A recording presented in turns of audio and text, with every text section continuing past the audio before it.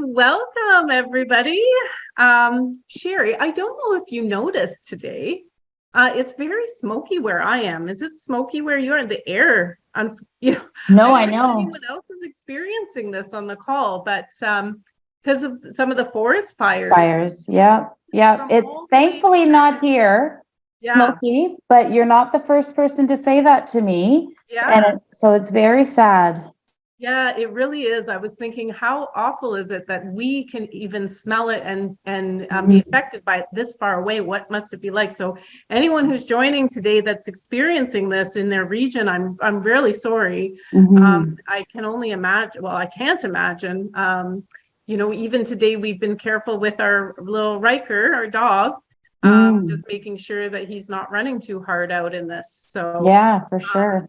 I'm You just gonna, know, yeah, go we ahead. drove, we drove past your way. I was out near Ottawa on the weekend and we noticed a big air quality issue.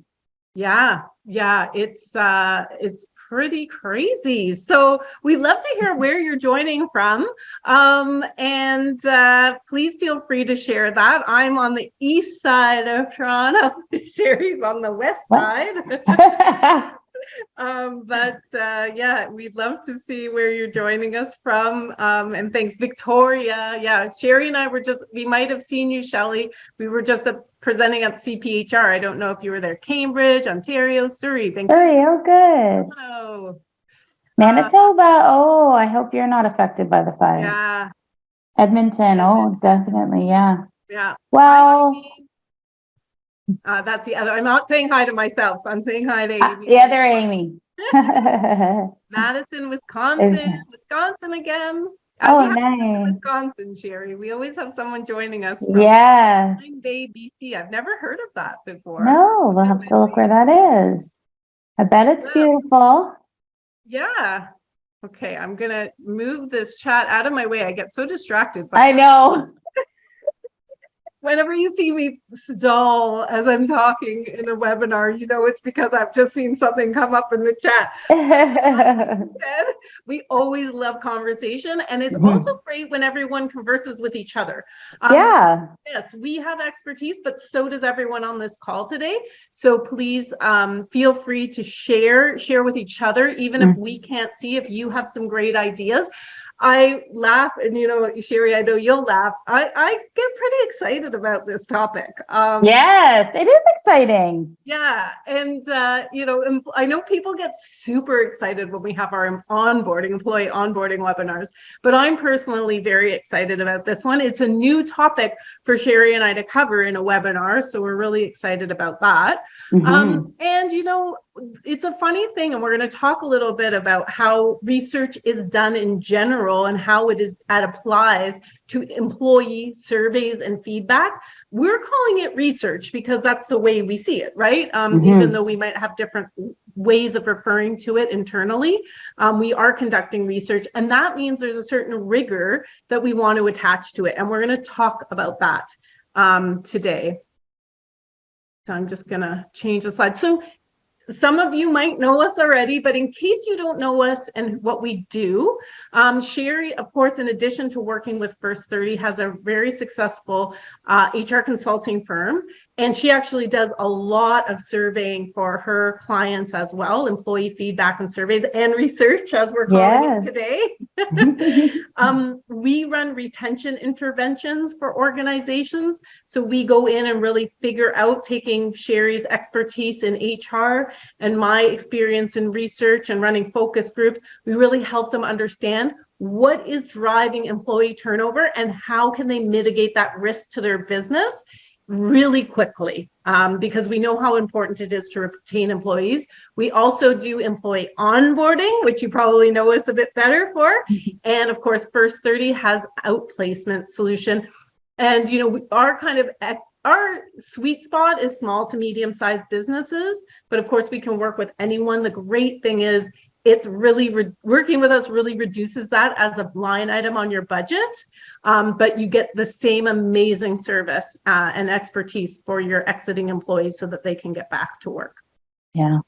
So I always say, Sherry and I, it's a match. Match made in heaven, Amy. A match made in heaven. A match made on LinkedIn. On LinkedIn. LinkedIn heaven. Yeah. But I really feel, Sherry, when I was thinking about our shared background and expertise, we have over 40 years of experience between the two of us. Mine more so with employee research, but also market research, and yours with employee surveys and feedback, but also as a leader in HR. Yeah. So this is an area together. I feel like we join forces and we really have created something special when we work with our clients. And we're not talking about the work that we do today, but we're talking to you today about kind of how we come to the conclusions that we come to and how you can apply that, whether you work with us or not, how you can apply that to your organization. Mm-hmm. And I'm sorry if my picture's making anybody feel cold. I'm going to have to update that to a summer shot. Yeah.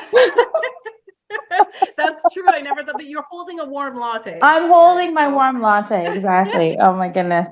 But yeah, thanks, Amy, because I think, it's interesting. As we started to work together, we did start to realize that this is something that we had in common that we didn't actually anticipate that we had in common when we first started connecting.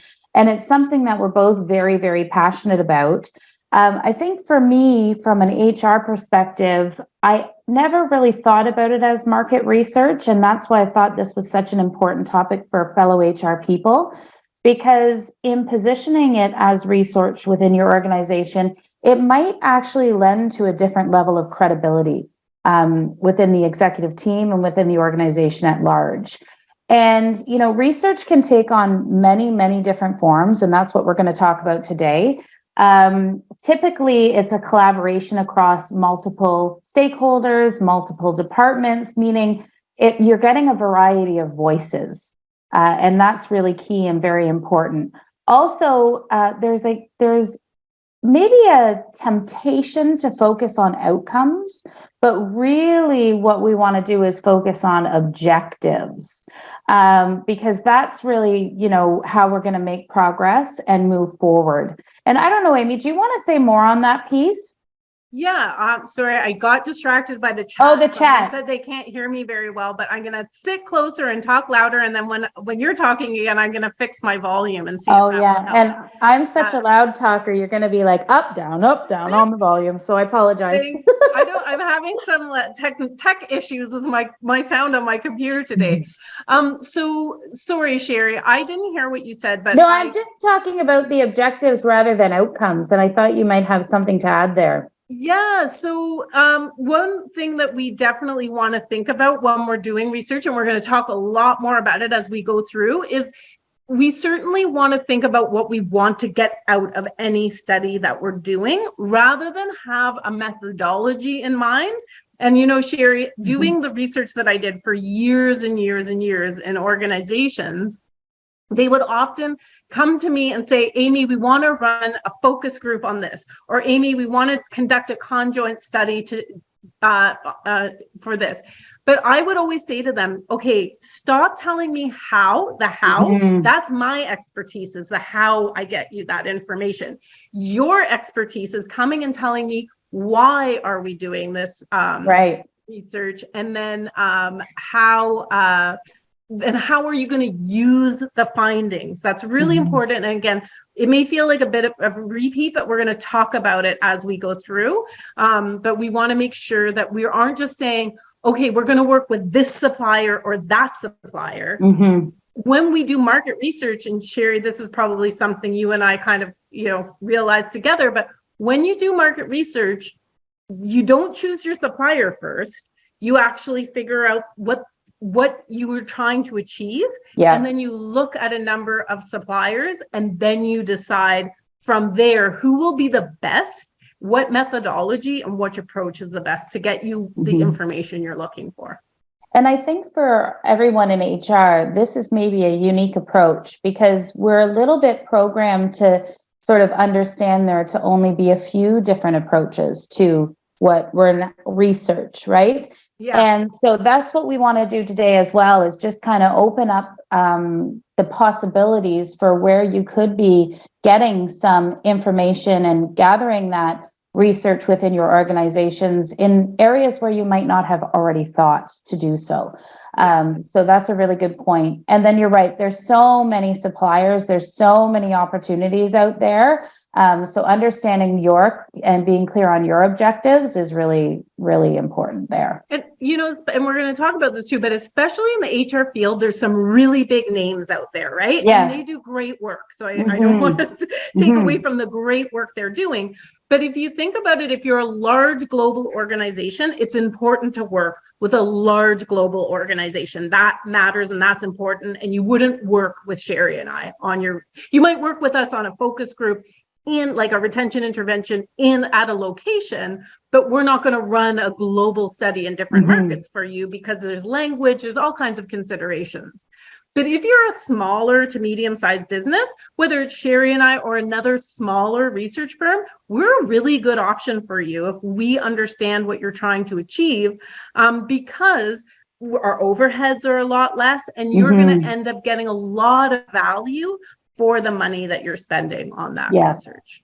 Yep. So certainly, Sherry, I can't even tell you guys how much Sherry has taught me about taking all of the information that we get and then sharing it, because it's a lot of it's in the analysis too. And I know that's not in the slide, but it's often in the analysis. But we want to make sure that we're applying it in the context of people and HR. And there's a lot of things that and even the way I share data and slides has changed as a result of working with Sherry, as recently as today, Sherry. That's funny. But it's true. It's true in the vice versa, right? And I think that's why, you know, even when we think about our roles in HR and that collaboration and that multi-stakeholder approach, everybody interprets data differently. Everybody sees data differently. Everybody places different value on different types of data. And so having that sort of multi-pronged approach is really imperative, and having people who are, you know, Amy's a creative mind and she's very visual. And so she presents data in these visual storytelling ways, and other people are very data driven and they present the information back in charts and graphs and, you know, stats and whatnot.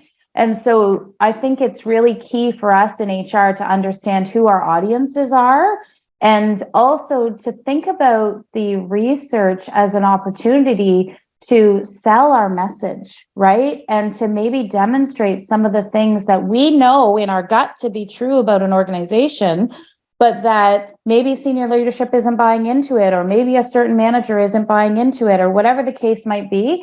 This actually allows us a chance to really sell the company on perhaps good programs or sharing feedback or whatever the case might be that they might not otherwise be open to. So it really is critical. Yeah. And, you know, again, another great point is if you look at our slides today, right, there's some content, there's some visual, we try to have something for everyone. And when you're thinking about your audience, you might have different presentations for different teams and different audiences, right?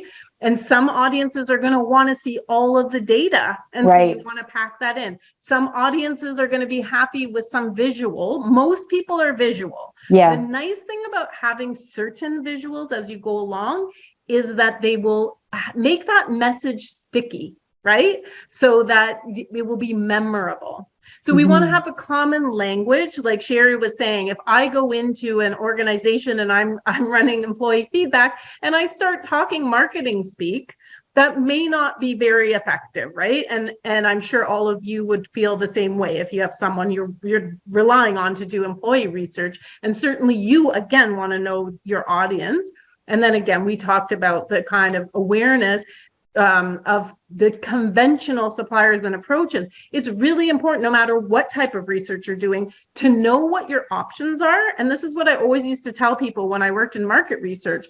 It's not enough to know one way of doing things, right? Because the world is constantly changing. So we want to be aware of what the suppliers are doing, even if they're not the ones we're using. because we want to justify, why is it costing this much, right? Why didn't you work with this supplier who costs less? There's probably a really good reason, but we just gave you one, right? Like in terms of, if you're a large, complex global organization, you need to work with that higher price point provider because they're going to be able to work across markets, right? But if you take one approach, run a focus group versus a survey, you're going to want to make sure you understand why you made that decision and you can explain it to the organization. Yeah. I really want to, one of the things that I've learned over years and years of doing research is that we are terrible predictors of our own behavior. And what we say and what we do are vastly different. I don't know how you feel, but I think if we're all being honest, and that's why today we're also going to talk a little bit about different ways of getting people to tell you what they really feel and what's really going to motivate them. Because this is something, again, I took from marketing, but can apply it to focus groups, because we know that people will say, yeah, I'll buy that product. And then that product goes on the market and nobody buys it. Yeah. So people, I'm going to say they lied to us, but they just didn't know because they weren't in the situation with that same competitive set, right? Right. So it's really, we can get understanding by people telling us how they think and feel. We have to know that it's important to dig a little deeper. And we're going to talk about digging a little deeper today as well. The other thing that I wanted to point out is that, like stretching, like drinking lots of water, we all know these things are really important to do, right? And we get up and like one day we'll be like, yep, I'm going to drink my 1 or 2 liters of water today. I'm going to do my yoga and Pilates. And then we do it for like 2 or 3 days. And Amy, here's my water bottle that I filled up, and you can see it's still full. So, Me too, Sher. Although we did have a little bit earlier, but yeah, exactly. So it's that's sometimes what we do with research. We do it, and employee research is we do it if there's a problem and it's like a one-time thing, right? And then we let it go and we start doing other things. But it's a matter of continuous improvement. It's really only going to make a difference in a meaningful way if we keep engaging employees. And Sherry's going to talk in a few minutes about the fact that employees want to be engaged.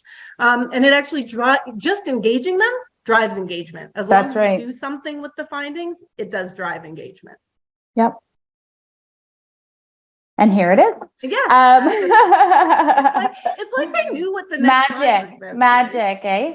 So this is really, just highlighting the point that Amy just made, which is employee feedback is very good for culture, but it's also very, very good for business.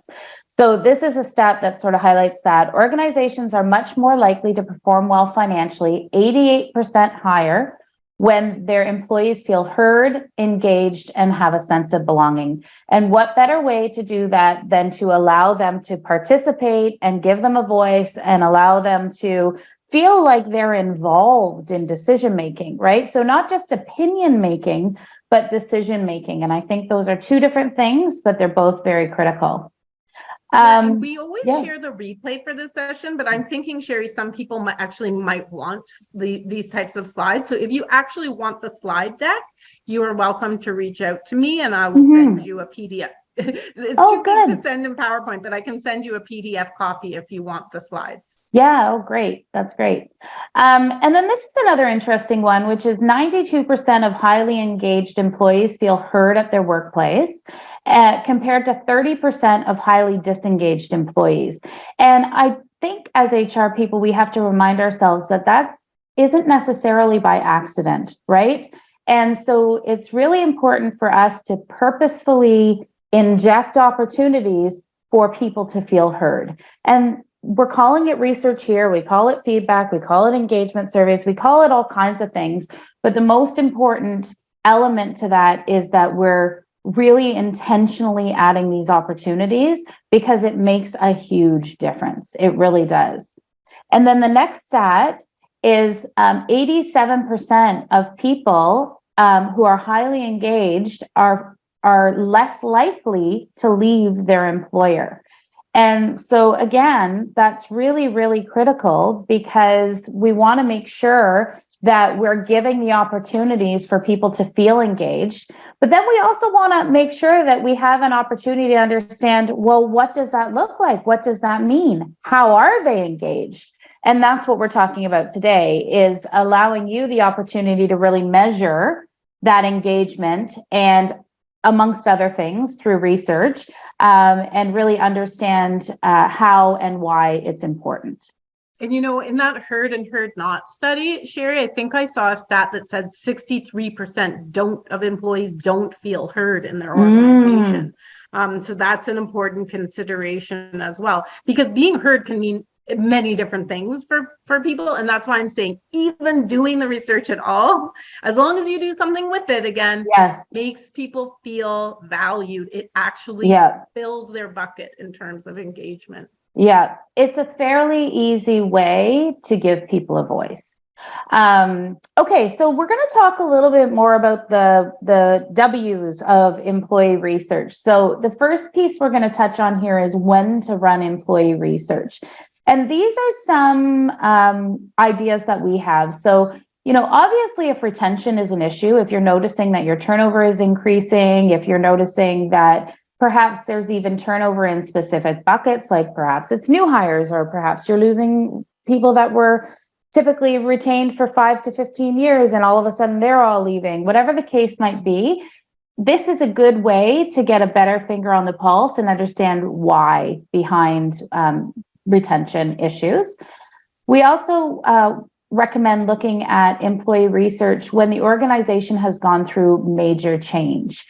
And sometimes we can anticipate the major change and sometimes we can't. So an example of where we might anticipate it is through a merger or an acquisition, or if there's a planned restructure, or if there's a launch to a new business unit or a new service offering, or whatever the case might be. Those are planned, and perhaps you even may have an opportunity to conduct some research in a before and after state. When there is things that aren't planned, like, for example, some of the changes that might have happened or occurred in your organization because of COVID.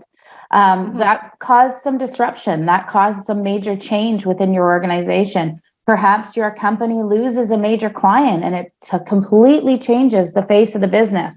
Again, conducting some employee research around that will be really, really critical. And when we say the research, oftentimes, even in traditional employee engagement surveys, they're telling you a lot about how people are working. It's not just about how satisfied am I, how engaged am I. You're getting a lot of information about how people are working, what their frustrations are, how they feel about their managers, where there might be some issues with managers. So don't underestimate the data and the details and what you're actually receiving when you run it. I've experienced where a traditional employee engagement survey actually resulted in tons of operational efficiency changes within an organization. And it's really about how you look at it, what lens you're looking at it through, and it can be quite powerful from a overall perspective. I would add too that when it comes to organizational change, I know working in the layoff space, one of the employee groups that is often forgotten are the employees that are left behind. So making sure that we do some, even if it's pulse checks or something, to understand what the mood is in the organization. That's a really good time to run some focus groups, because we often in those times of uncertainty lose people that we actually didn't want to lose, right? It's one thing to restructure and lay off people that were, planned, and then it's another thing to lose some of the talent that's left behind. Yeah. So really, when we're running employee research, it's really about when you want to understand what's happening in a business. And you can do that at various times throughout the year. You can strategically, like, for example, if you know that employees traditionally leave at 18 months, your research is essentially doing stay interviews, focus groups, whatever the case might be, with employees at 12 months. To try and get ahead of that gap. That's all research. We don't think about it that way in HR always, but it's all research. So it's really, I think just shifting our mindset a little bit. When do we want data? Why do we want the data? And how are we going to attain the data are sort of the questions that we want to ask ourselves.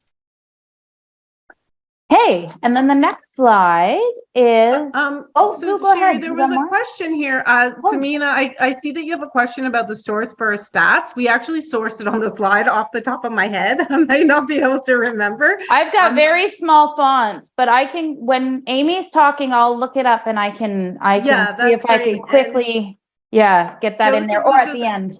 Asking a little bit about expanding on the fourth bullet about the need to evaluate people managers, and that's a leader, being a leader's job. And I think, but I think we have to recognize that some leaders, and Joseph, I know that you work in this space as well. So if you have anything to add in terms of this point, please feel free to share. But I would think too that some leaders are better than others at evaluating their teams, and they might need some support from HR, from other avenues for feedback. Oh, I'm seeing you say, he's saying, you can't evaluate someone based on people's opinions, is the response that is received. And, I think there's some truth to that, but there's also some myth to that, I believe, because if people's opinions are what's driving their engagement, their productivity, their retention within your organization, and their opinion is that this manager is not a good, effective leader, then their opinion does matter, because they're not going to be engaged. They're not going to be as productive. They're not going to be as satisfied. They're not going to give the same quality of work, and they could potentially leave the organization. And so, I think if we ignore the opinions of the direct reports of managers, then we're actually doing a disservice to the business. So I can appreciate that people might think that, and especially when you're looking, when people potentially think that it's very subjective, which it can be, but I would suggest that their opinion does matter for sure. Yeah. And I always, I wrote in Spark in the Dark in my first book, Sherry, all about the fact that often it's people who are bad managers that are really good at getting ahead. They're great at managing up. And so this might be our first smoke signal that something is going wrong that isn't being picked up in the organization. Yeah, that's good. I have a little story about that, actually. I reported to somebody who was a brilliant manager up, brilliantly managed up, I should say. And very senior executives would come and say, "Oh, you're so lucky. You're so lucky." And I would be like, because frankly, I wasn't lucky. They were a very poor, ineffective leader downwards, but they were a brilliant upward leader. And so, you're right. Let's look for those signals that we might not be seeing, because we all have our own bias, right? We all have our own expectations. So, the next slide here is what to run employee research about. So traditionally, we think about it in terms of engagement, employee satisfaction. There's also opportunity to run research around alignment with culture.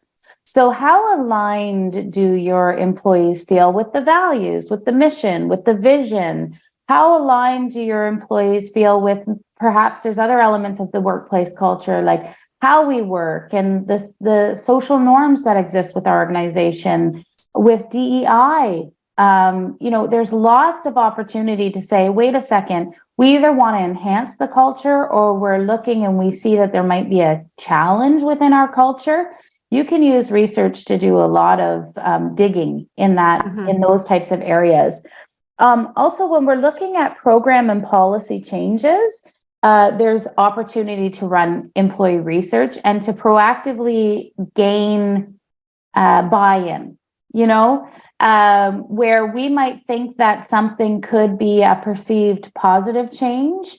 If we don't ask, we're assuming, and it might actually be the opposite. So understanding where those changes and what the perceptions to those changes in advance might be can help gain that buy-in and speed the change curve, right? Speed the change curve along. And then also with employer branding. And so around this, it's helping to understand what drives your employees to work here. Why do they love what they do?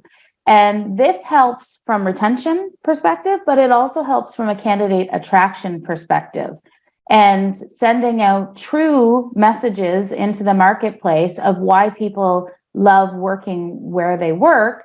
And that'll help with the alignment of new people joining the organization. It'll also help with the validity and the reality of the messages. Because again, we're big proponents that you don't want to hire people and have them turn over in the first year. And if your employer branding is off, they're going to come and people will sense that pretty quickly. I also want to say, Sherry, on employer branding, it's people can't respond. They don't respond well to nothing. We're not good at building things. I can't tell you the amount of times working in organizations that people came to me and said, Amy, we just want to know what our customers want that they don't know they want. Oh, yeah. Yeah. Just like, did they read something from Steve Jobs? Yes, of course they did. Right? But here's the thing. We can find out where the gaps are, but you have to have something for people to respond to.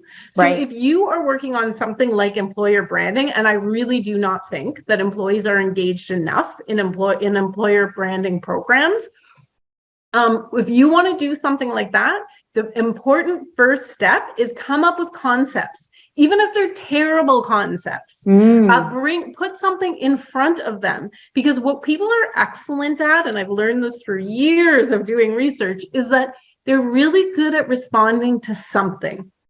And they can tell you what they do or don't like about that. And then it leads them on this path to coming up with great ideas. But if you give them nothing, they can't build it for you. You have to give them something to respond to.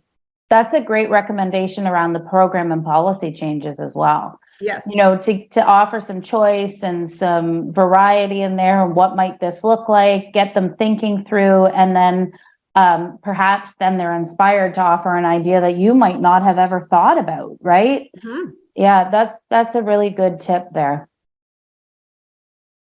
Okay, I'm trying to change the slide there. Oh, okay, this is me. So project management, I mean, when you run any kind of research, project management is your best friend and doing it really well. And I always say of project management, we might all manage projects differently, but it's really important that we have a process for managing the process, because we want to, of course, and Sherry's going to talk about this in a minute, but it's really about getting people engaged, keeping them engaged throughout the process, and then making sure that when we set the objectives at the beginning, that we have everyone on board and we have the system that we followed in order to come up with the recommendations that we come up with in the end. If we don't manage the process really well, when we bring back the results and we share the findings or we make recommendations, people might not believe them as much, right? And they're not invested because they haven't been engaged. So like any other project, like launching a new payroll system, which is probably really awful to do, there's a process to doing that. There's a process to doing research. Even if it is a very simple, there is a process to it. Yep, for sure. I'm trying to multitask here. I'll put the rest of the stats in the chat. I'm putting up the stats, but this is me now, so I'll put the rest in, I promise. What? You can't type and no, I can't and talk and think. No, it's amazing how that happens. But yes. So this is now focusing on who should be engaged in the process. And really, if you look here, it's everybody. Right? Mm-hmm. It really is everybody. And we don't want to forget people, even where we think maybe we might not want certain people's opinions. It's probably better to ask the opinions because then you're getting a more holistic approach. What we don't have on this slide for employee research is perhaps there's a customer element to it as well, right? Perhaps the customer perspective is something that could be very important, particularly if you're looking at engagement and satisfaction. Maybe there's a vendor perspective. that you might want to look at. If we think about 360 evaluations, that's really that holistic approach, but perhaps there's opportunity to do that in other elements of research as well. Especially if you're a sales-led organization. It's really nice to speak to customers and get an understanding too, right? If you have customers willing to speak to you and if it feels right to do that. Yeah. Hey, do you want me to skip to Yeah, you go ahead. Yeah. Sorry. And I'm just gonna reiterate the point again that when we're thinking of who should be engaged, we have to think about who needs to be invested in the recommendations.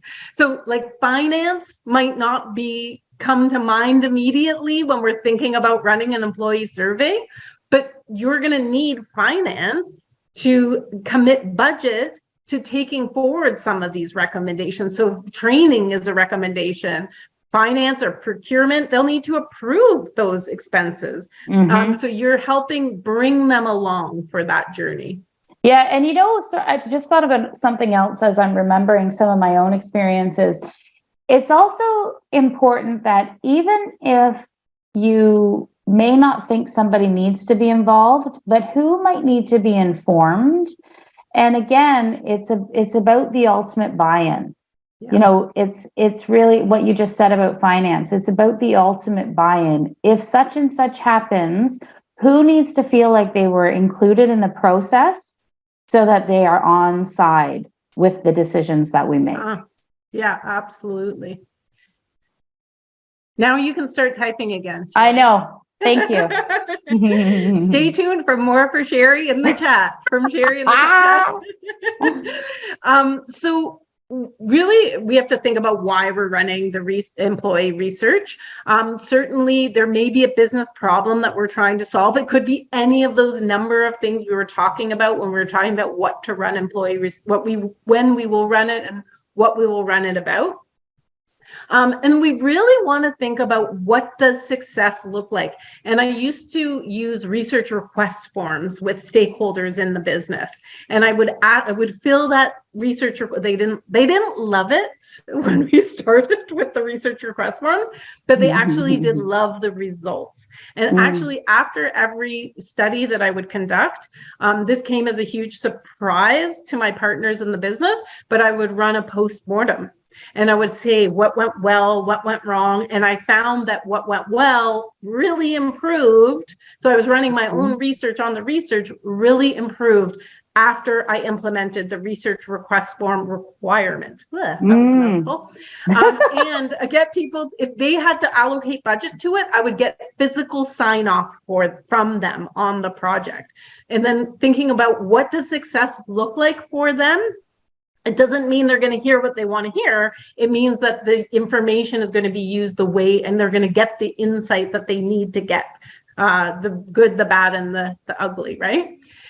Again, it's the same thing, like how will the information be used? Because sometimes people will tell you what their objective is, what problem they're trying to solve, but they're still not giving you a great understanding of how they'll actually use the information. And that might cause you to change course a little bit. And can I jump in? Sorry. Pardon me? Yeah, of course. Something's coming to my mind here, which is, as HR people, again, knowing what we know and, how to do some of this stuff, I think this really does lend to gaining some additional credibility and being that partner within the organization. Because if you've got a senior leader talking to you about specific issues, and they might not even know how to approach it. They might not even really understand what is driving some of these challenges within their department or their team, however big or small it might be. Offering to support them with some of these types of programs that are research-based, I think that really lends to your own credibility, and it also lends to more deep-rooted solutions, right? Not surface solutions, because you're not just going to only also use your own gut feel. You're going to go beyond that, and I think it could help with the root cause problem solving. Yeah, really great points. This one was really scary, Sherry, when I worked corporate. I made this mistake. I'll hold my hand up and say, I did this massive study. I hadn't been with the organization long, not that that's an excuse. Aspects of it, I was told we already have the answers, right? Right. And imagine having spent all this money, all this time, and there's zero new insight for the organization. So we really want to make sure, especially, as a large global organization, we might have a lot of different teams doing research. Now, the answer might be, yes, we have answered those questions. We've answered them in Germany, or we've answered them in the US, but we haven't answered them in Canada. So we need to answer them here, but we have to put it in that context. And that's all about the project management and communicating why we're doing the research, because there's nothing worse than standing up in front of a group or being on a call and someone saying, well, we knew all this already, right? And that can really diminish the impact of the findings, even if we do have valuable insight and it was justified. Yeah. It's a good point. Thanks. Look at this fanciness. Oh, oh yes. I tried to keep up with the times with our slides. We now know who creates the slides. That is not me. Well, when we think about the mindset that we want to have when we're running research of any kind, we want it to be a journey, not a destination. And what my experience has been is all too often people kind of want the findings to fit what they already want to do. And that's why I always warn clients when we go in to do these retention interventions, this is probably not going to be what you want to hear. And it's an intervention and it's done with love, but it's like it's not going to necessarily fit what you've made a decision to do. We're going to tell you where this journey took us and what insights we came away with. And that's what makes being an objective, well, in our case, an objective third party, but even if you're running the information for your organization, and again, like I'm thinking, Sherry, when we were talking about managers and leaders and certain leaders not doing as well on an engagement study. Yeah.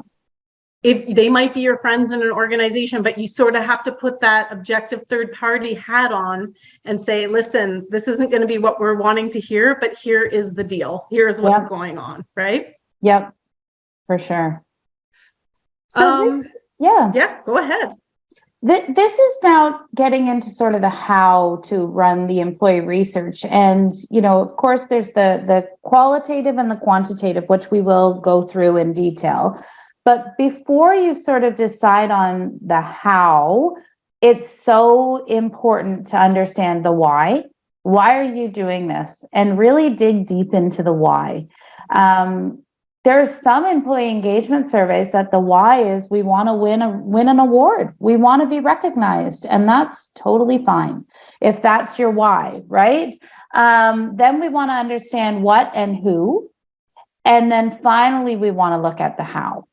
And so really, when you're looking at the how, this brings us back to Amy's point, which is the how can be conducted a number of different ways. And some of the factors that go into deciding that are, the size of the organization, the budget, the time restraints, the, capacity of the people who are conducting the research. There's so many things that go into the decision-making behind the how that are really critical, important.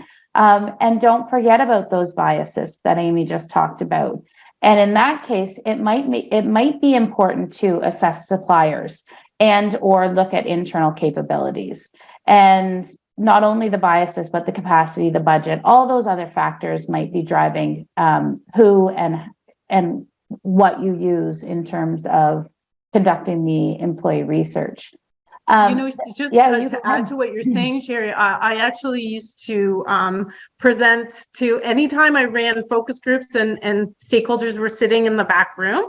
I always used to give them a little talk about confirmation bias before we went ahead, because I knew that it's human nature. We're going to look for the things that validate what we already know and not really retain the things that we might not have expected. So Right. I always had a slide or a little talk that I would do on Mhm. confirmation bias just before, and then I would remind them of that when I presented the Yeah. findings as well.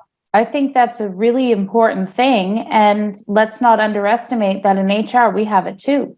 Mhm. And we might also have one of the biases that I think does exist quite a lot in HR is we have a tendency to be exposed to the bad a lot. Mhm. So we have a tendency to like we're often involved in difficult conversations. We're often people are complaining to us. You know, it's often seeing the challenges with leadership and management.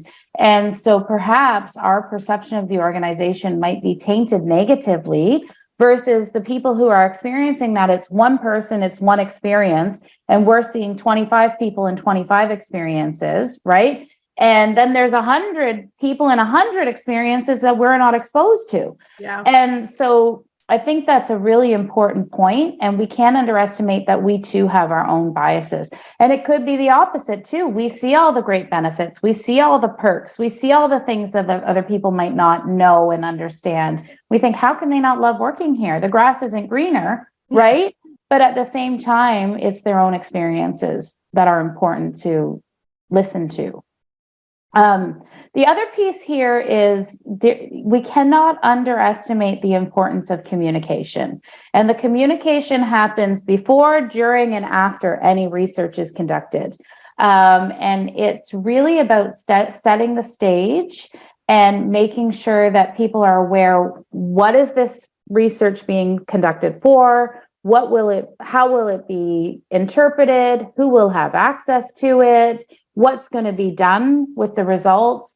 And, you know, it's a big flaw. You're better off not asking if you're not going to do anything about it than asking and not doing anything at all. So if you don't think that you have capacity to do something with the results, or you really don't want to know, don't ask. Yeah. But if you really do want to know, the hard work happens after you get the results of the research. The hard work isn't the research. The hard work happens after. And so that's something that you do need to be very, very aware of. Otherwise, you're going to lose all credibility. So now we're going to talk a little bit about quantitative. Quantitative. Quantitative. And we've covered so much on this, but I think it's a really good to see a little bit about the difference when we talk about quantitative and qualitative research and some of the value that each can bring. Yeah. And, you know, I have to say, when we think about biases and preferences and whatnot, I tend to veer towards the quantitative side of research. And I think it's just because that's how I was sort of brought up, and the organization sizes that I had worked for in the past, this was a easier way to get data. Amy is very, what's the word? It's not in, I can't think of the word. It's something, oh my gosh, she's great. Intuitive? Ingenious. It's like ingenious. Yes. Oh, wow. Much better than intuitive. In terms of figuring out ways to get feedback qualitatively. So the difference, and I think people probably know this, the quantitative is the data and the numbers and the metrics, and the qualitative is more the focus groups and the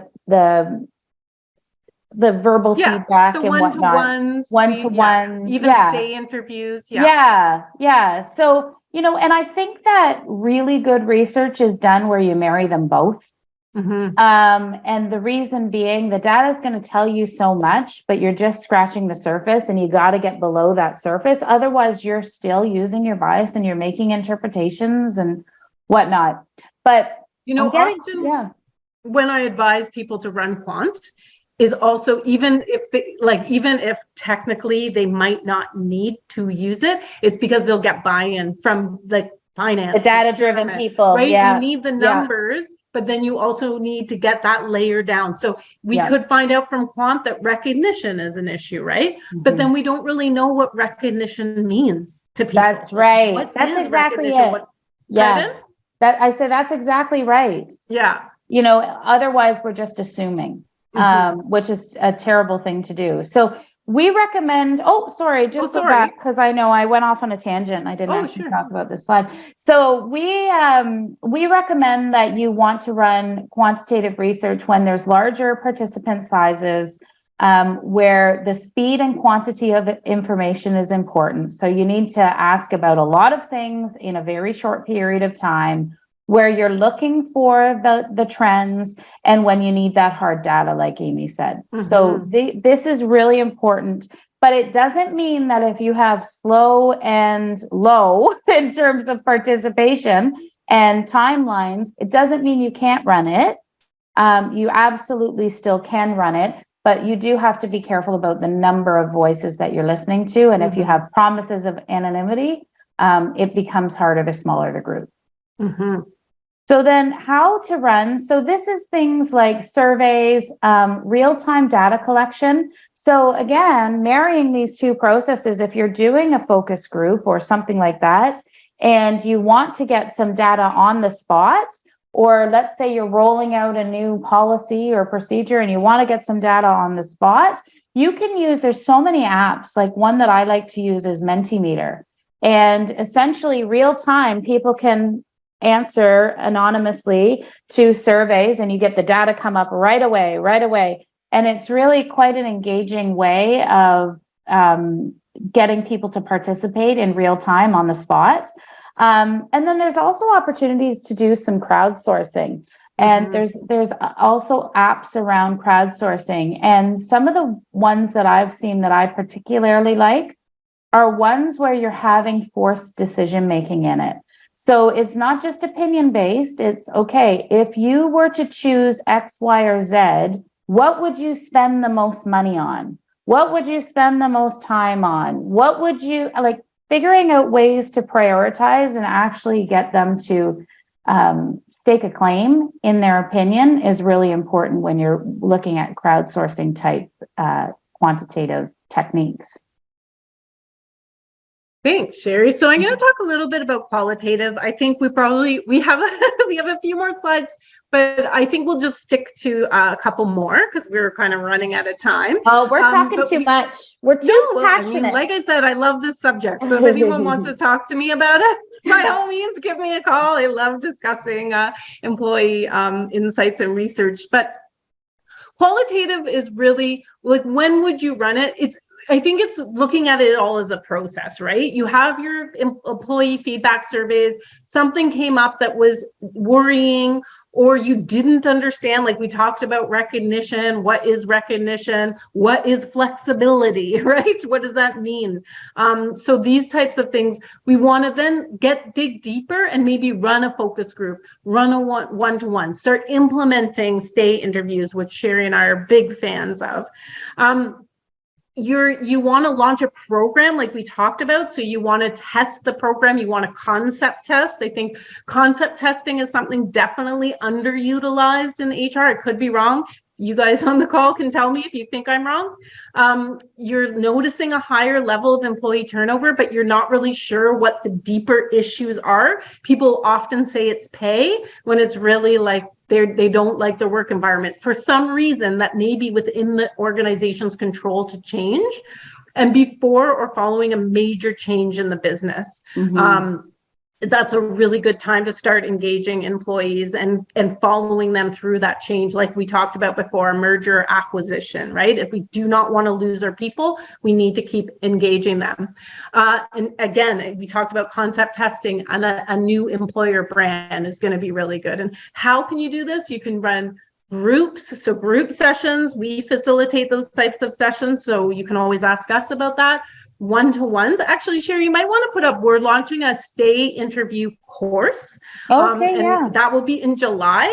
But if you want to sign up and get a discount on it when it launches for your organization, for your people leaders, you can register there and you will automatically get that once the program launches. But one-to-ones, either you can have an objective third party run those for you, and there's certain advantages to that. But when you do this type of research, you want to be planful. You want to prepare a discussion guide, which means you want to know exactly what questions you're going to ask and when. So when we work with our clients, we create a discussion guide so they know exactly what we're going to get through. We might actually not get through it all. It's a learning process. So you want to definitely have something you're talking from. You don't just want the questions veering in all directions. Running projection exercises. So a way we do it is we put up, and it's not us, other organizations do this as well, but rather than saying like, what do you like about working here? Ask them about a picture, something that reminds them of a great time that they had working at the organization, or disappointment with the organization, something like that. And you'd be surprised how much you get out of that. Or things, instead of saying, do you like working here?